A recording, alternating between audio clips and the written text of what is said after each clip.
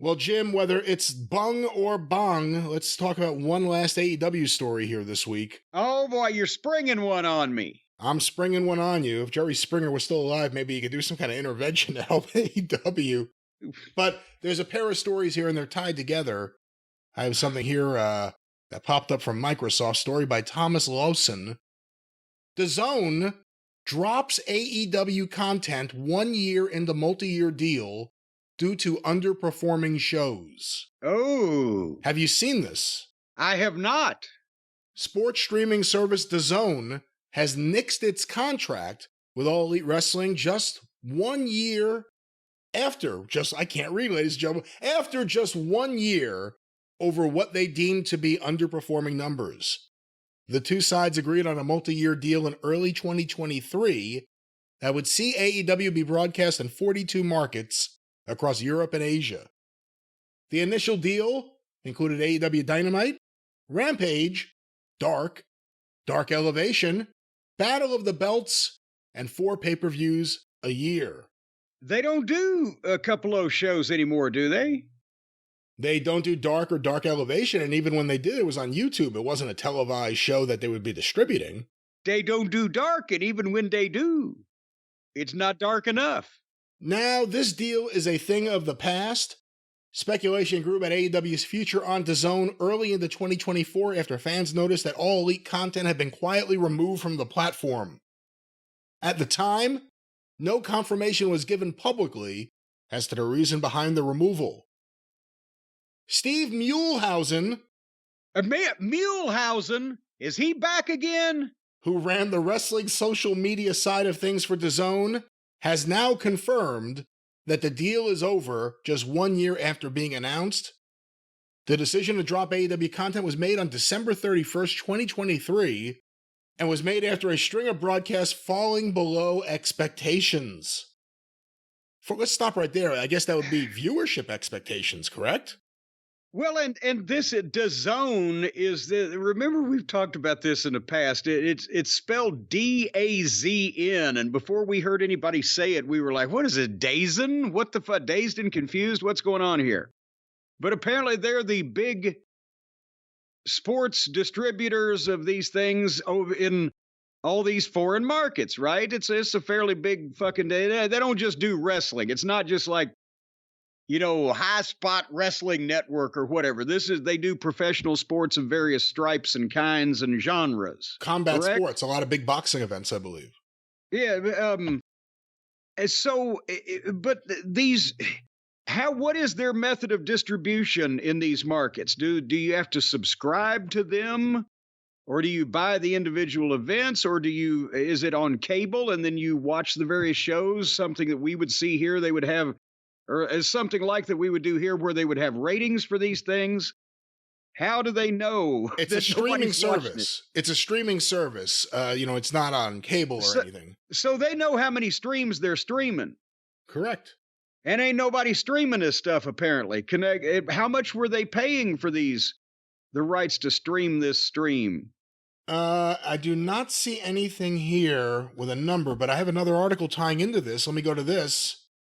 And this is from the Wrestling Observer newsletter site by Josh Nason.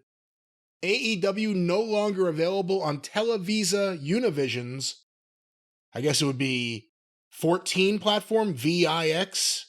No, that's not 14. That's 6. VIX. No, wait a minute. Hold on. You wouldn't write Roman numerals that way. That just must be VIX. I guess it's VIX. I've never heard of this. Why would they be writing Roman numerals? I was losing my mind looking at this. I thought I was out of my mind.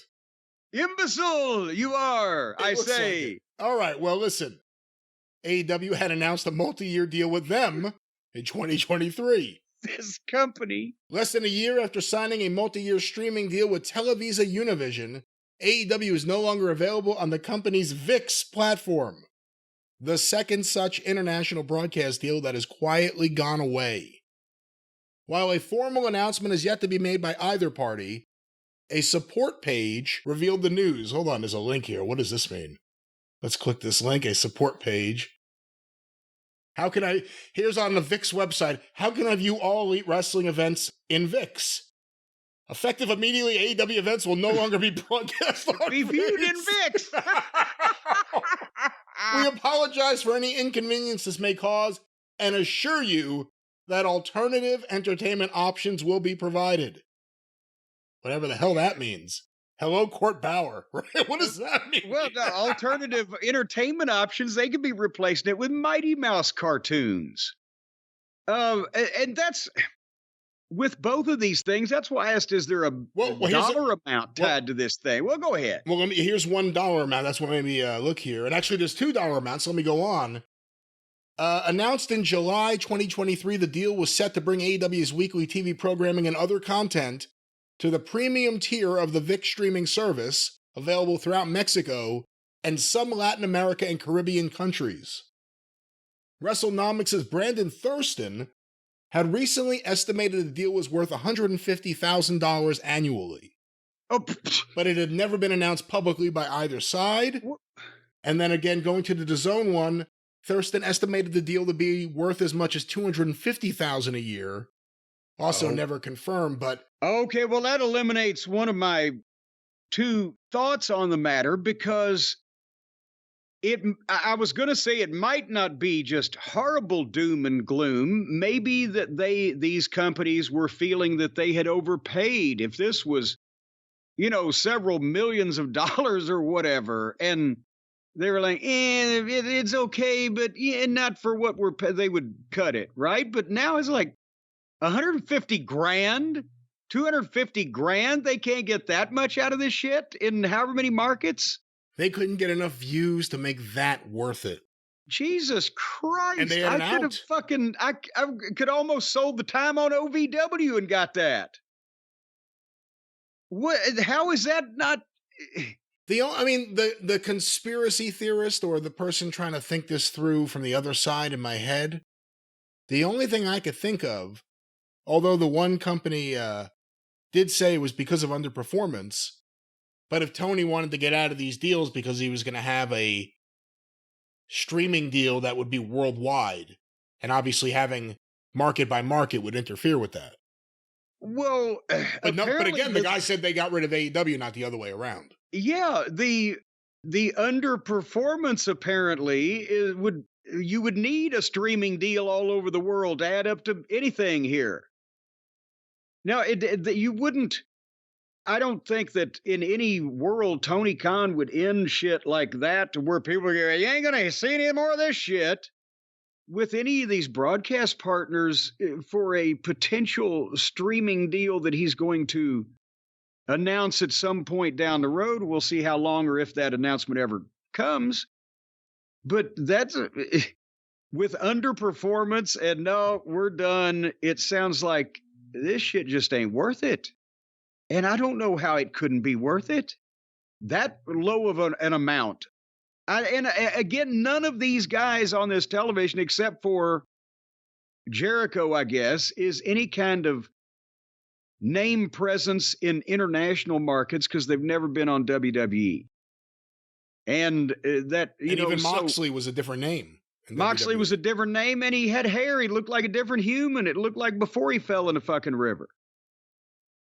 So, they really don't have any reason to appeal to international markets, whether it be Cambodia or Guatemala or wherever DAZN is zoned in at.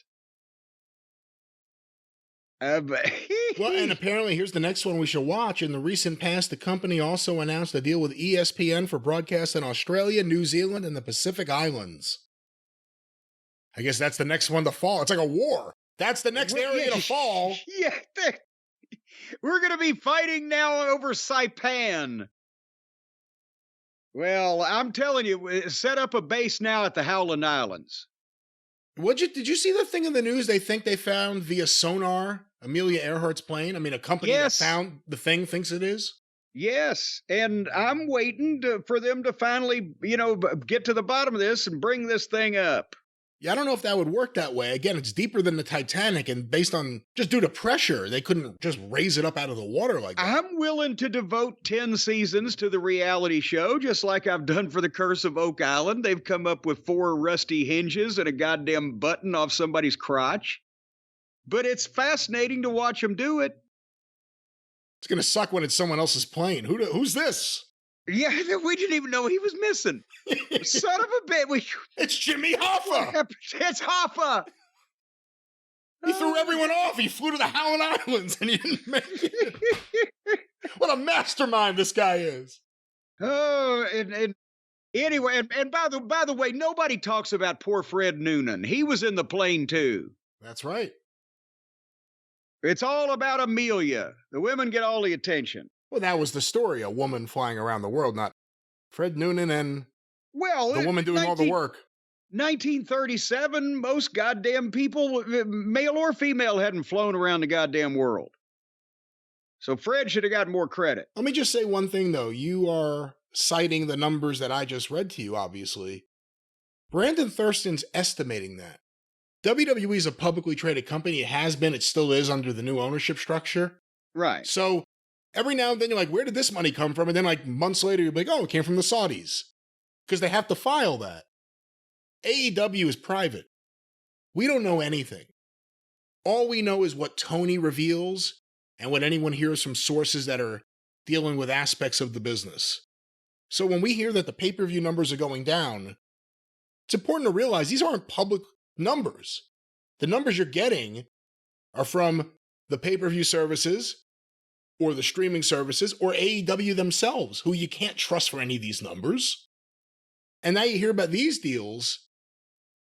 We don't know what the number really is. It says 250 for one, 150 for the other. Tony's not going to tell us, and it's not going to be public information. So it could be a whole lot more, it could be less. Well, and that then may play into buyer's remorse that I was originally thinking. They somehow got hornswoggled into paying too much for what they're getting and said, well, we got an out, let's exercise it. But again, it seems like they crow a lot about, oh, the big numbers, but the small numbers, nobody would want that public that you sold your rights in 18 fucking international markets for 150 grand or whatever it was. So we shall see. I wonder if there's going to be a hue and cry and outburst from all the fans now that they're deprived of this programming in those areas. I don't know. There may be a Hugh Cronin. I'm not sure about that. But listen, I hear something in the background. I apologize for any noise, ladies and gentlemen. That is the goddamn My Gardeners. You don't have to goddamn them. Well, I'll motherfuck them if you'd like. It's the motherfucking Gardeners. Earl and Stanley. Earl and Stanley. Let me ask something of Jim and Jim. Again, it all comes back to they've been building up for the entire run of AEW to the television rights renewal. They got their first one right away, a very friendly one, but it kept them going during the pandemic. The timing was perfect. The next one's coming up. They put their cards on the table. For AEW to be a profitable business, they need a rights deal with a significant increase. At the same time, the ratings are going down. Sorry for people that want to deny that. The ratings are going down. There's less interest. There's less viewers. Reports now coming out that the pay-per-views are down. So that means AEW can't even deny that. And now we're hearing that they're losing international deals due to lack of interest. There's no viewership. That's lack of interest. Altogether, it's not a pretty picture. And again, if Tony may be able to get it, but if he doesn't get a major increase in rights, everything CM Punk said is true. And other people have said it too, but he most recently and most public. It's not a real business. Because, again, they're losing television deals or losing streaming deals. But that's the problem, is that Tony has been so convinced, and I've said this before, and I don't think this can be covered by a non-disclosure agreement of a feeling that you get from speaking to someone. First time I ever talked to him, there was no doubt in his mind that this was going to be a booming success. There was no doubt in his mind that he could effectively blow the WWE out of the water. He could have the greatest wrestling promotion and the greatest talent and the greatest wrestling, and for the fans, it was a foregone conclusion. There was no, and I'm not talking about you can't go into something being scared to death. Oh, fuck, this ain't going to work. you have to have both confidence, but a realistic, feeling and opinion of where your place may be in running a viable wrestling promotion and getting on TV and kicking Vince's ass and having a better that's just what we're going to do. Those are two different things and two different aspirations. And especially when you consider that he was thinking of doing this with himself as the booker, who had never done this ever before, ever, anywhere, for real.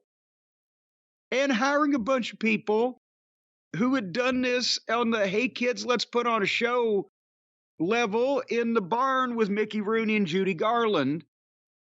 And that it was good. And that's why I knew this would be chaos and confusion and heartache by the numbers. But the point is, he has spent money and signed talent and shot television and done all the things that he has done from the start, like that he was already making fucking hundreds of millions of dollars a year, that he was convinced that this was going to make.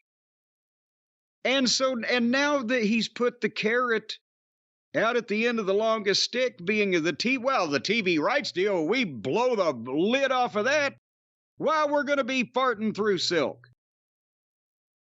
It's the same thing. He's never considered the fact that they might not want to pay what they're paying now. It's a new guy. Our numbers are down. Instead of this has almost been like a 5-year exercise in the logic that Shitstain was using in his demented mind when he said, well, if we do our jobs right, business will never go down. No, it's always going to go down no matter what the fuck you do. This whole thing has been, well, I'll just spend all this fucking money because it doesn't matter, and then I'll get the rights fee, and then I'll be making money. But it doesn't matter whether he loses money or makes money because he's got plenty of money. But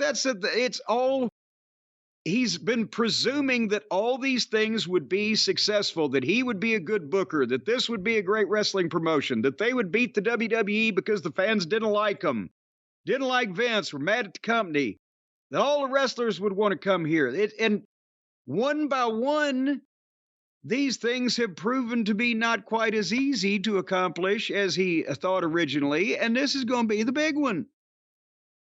I'm not saying he's not going to get a deal. He might get the same deal he's got already. But why would anybody increase this when all the other metrics that he's got are going down, and there's not that many people, big TV networks, interested in the goddamn wrestling business to begin with, unless it's WWE, and then we've already established who those people are. And few of them probably wouldn't be interested in Tony and his little play project there. So he thought all these things, and all these things didn't happen. And now he's thinking this thing, and this thing probably ain't gonna happen. Does that make sense to anybody? The gardener behind you. Yes, he already knows. He won't talk to Tony, take his calls either. Well, we will stay on top of this. Apparently, AEW has also just hired a new senior marketing director of live events. His name is Jeremy Flynn from the Professional Bull Riders Circuit. The what? Hired by Kosha Irby, the new senior marketing director of live events. And he's been on the professional bull riding beat. That's right. The under assistant West Coast promo man has joined AEW. But hey, who knows? You know what? Lee Fitting, who knew that an outsider would come in, and it's not even just about professionalism, it's just about revitalizing things with a look. You never know. Maybe one of these outsiders that AEW hires will be the one to turn things around. Well, they can't. They can't do anything about the bookings. So I guess they can't do anything to turn it around. Yeah. In fairness to Lee Fitting, he wasn't an outsider. He was coming from doing sports television broadcasting. If you're a professional at doing that, then you should be able to adapt, and he has. But he's not really an outsider because he wasn't asked to come in and book.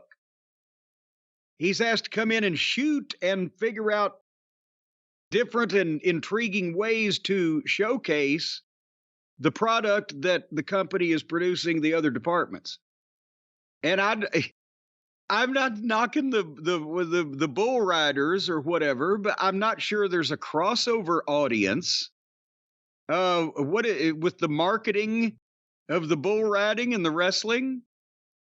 Now, maybe back in the 70s, the bull riding and the wrestling audience would have gone hand in hand, but I think they probably split somewhere over the last 20 years. It's promoting stars, or I guess maybe tag team stars. You know, it's Big Bill with the Stallion. I don't know how they do it. Well, wait a minute. Now you sound like Vince now going through his toy chest. I need a stallion. I need more animals. What do they have? Star bull riders and puppies. Well, now, come on now. Don't let the puppies are too young to be exposed to the bull riding. But are there like celebrity bull riders that are known to the average bull riding aficionado? Just type in. I'm looking up their website. I'm ahead of you. I am ahead of you. Well, just type in stars of bull riding. Here's their website, pbr.com, not the beer. Here's a man holding a big check with two fine-looking women on either side of him. Cassio Diaz concludes the 2024 Unleash the Beast regular season in Louisville. What? With 7th event victory. You weren't following this? It just happened on the 27th in your hometown. I've apparently this is were they over at Broadbent Arena? Remember I said that place always smells like cow shit? As the regular season ended in Louisville, Brazilian phenom Cassio Diaz, his rookie season. Well, he's a rookie. He's like the Luthez of bull riding. Does it say where it is? His momentum, however, came to an end when he was tossed by Smooth Steel in 3.7 nights. Oh. So here are the names of some of the bulls. There's Let's Roll, Smooth Steel, Do Dat Eddie, Renegade, Johnny Walker Red, Doze You Down, Eduardo no, this is one of the other bull riders, excuse me. Oh, I was about to say, who's going to name a bull Eduardo? No, Diaz is number 1. Some guy, Crimber, is number 2. And then Eduardo, there's an Eduardo who's number 3 from Brazil, and Dalton Castle. What? No, bullshit. What? Dalton Castle is not riding bulls now, is he? It's spelled differently, but it's Dalton, Kasel. Well, there you go, Dalton Castle. As well as Alan de Sousa. Now, who's riding Alan de Sousa? Or is he the bull of the woods, or is he the rider or the ridee? I don't know. There was also Peterbilt. That's a horse, one word. Peterbilt. Always Been Crazy. Tick. The crazy Tick. Tick. Also Hunting Trip, Jersey Mike, and Top Dollar. I knew he'd find work. And that's perfect for him. But how do they get the saddle on him so the cowboy can try to ride him? Also on the show, apparently, the agenda. Mr. Nightlinger. Norse God. The Intimidator. Man-Hater. Fast Flow. Airtime. Wait a minute, is Fast Flow, wasn't that on Family Guy? She was the women's wrestling champion? No, that was Heavy Flow. Dalton Castle came in second. At the Yum Center. At the Yum Center. It says it here, at the Yum Center. They had bullshit in the Yum Center? Well, bull riding. You think those bulls didn't shit in that building? Try getting some 200-pound motherfucker on your back and see if you don't let a shit or two inadvertently while trying to get him off. But they bring those dirty, filthy animals, and plus the bulls, not even talking about the bull riders, into the Yum Center where they have concerts and banquets and bar mitzvahs. And it's a 22,000-seat building. How many people are going to go to see a motherfucker try to ride a bull? Here's my favorite name of one of the competitors. This is not a bull. This is one of the actual riders. Cody Jesus. All right. Well, we will stay on top of this story with the AEW bull riding and so much more. Because they've already proven to be champions at dick riding, so there's no reason why they shouldn't bring the bull in. Well, there's one more big bull left to discuss here this week. It's your show, by the way. I don't know why I'm leading things. I don't know. Well, we don't really keep track anyway.